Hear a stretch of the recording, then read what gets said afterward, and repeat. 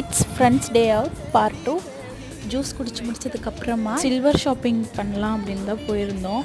அதுக்கப்புறமா பக்கத்துலேயே பார்த்திங்கன்னா நமக்கு பொட்டு, ஐலைனர் இதெல்லாம் இருக்கும் இல்லையா, அதெல்லாம் வந்துட்டு இந்த கடையில் வந்து கம்மி ரேட்டில் கிடைக்கும்.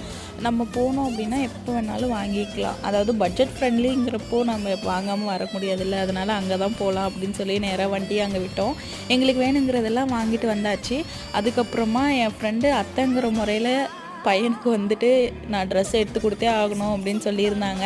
நான் வேணாம் அதெல்லாம் எதுக்குடி அப்படின்னு சொன்னேன். இல்லை நான் கண்டிப்பாக வாங்கி கொடுப்பேன் அப்படின்னு சொல்லி ட்ரெஸ் கடைக்கு கூட்டிகிட்டு போயிட்டு நான் தான் செலக்ட் பண்ணேன்.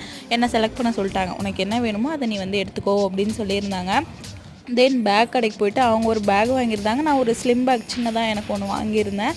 ஜுவல்லரி ஷாப் போயிட்டு அவங்க சில்வர் ஹஸ்பண்டுக்கு வந்து பர்ச்சேஸ் பண்ணணும்னு சொல்லியிருந்தாங்க.